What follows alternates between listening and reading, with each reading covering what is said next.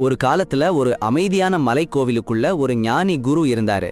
அவரோட நிறைய சீடங்க அவரோட ஞானத்தையும் வழிகாட்டலையும் தேடி அங்கே இருந்தாங்க. ஒரு நாள் ஒரு ஆர்வமுள்ள சீடன் குருவை பார்த்து கேட்டாரு, குருவே, எப்படி நம்ம வாழ்க்கையில முன்னேறலாம், நல்ல மனுஷனா மாற முடியும்? குரு அமைதியா கேட்டுக்கிட்டு கொஞ்ச நேரம் யோசிச்சுட்டு சொன்னாரு, வா, நம்ம சந்தைக்கு போகலாம், அங்க உனக்கு பதில் கிடைக்கும். சீடன் ஆர்வமா குருவை பின்தொடர்ந்தான்.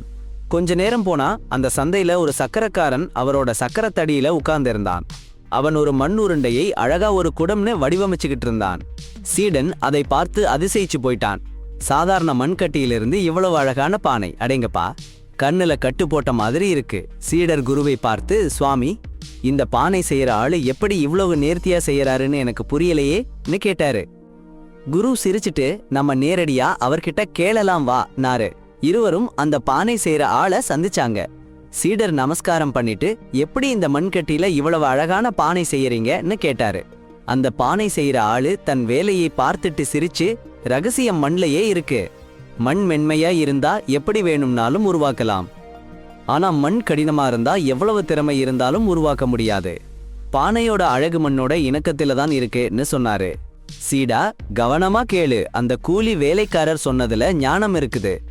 ஐயா, அந்த கூலி வேலைக்காரருக்கு நன்றி சொல்லிட்டு சாமியாரும் சீடரும் சந்தையை விட்டு போயிட்டாங்க. அப்புறம் சாமியார் சீடன் கிட்ட, கேட்டியா சீடா அந்த கூலி வேலைக்காரன் சொன்னத? அதுதான் உன் கேள்விக்கு பதில்னு சொன்னாரு. மண் மென்மையா இருக்கும்போது எது வேணாலும் செதுக்கலாம். நம்ம வாழ்க்கையிலையும் அப்படித்தான். மாற்றத்துக்கு தயாரா இருக்கணும், அதுதான் முன்னேற வழி. புது சூழ்நிலைக்கு சரிஞ்சு போகணும், எல்லா அனுபவத்தையும் கத்துக்கணும். மாற்றத்துக்கு தயாரா இருந்தா சவால்களை வாய்ப்பா மாத்திடலாம்.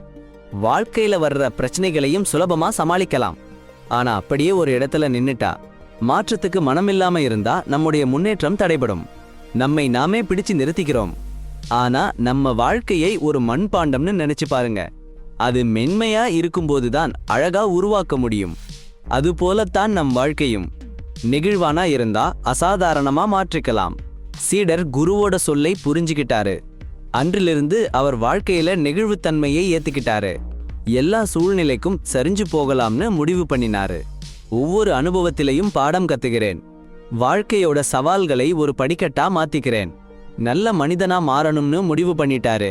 நம்ம வாழ்க்கையில பாருங்க, மென்மையா மாற தயாரா இருக்கும்போதுதான் அழகா உருவெடுக்கும். நம்ம வாழ்க்கையும் அப்படிதான்.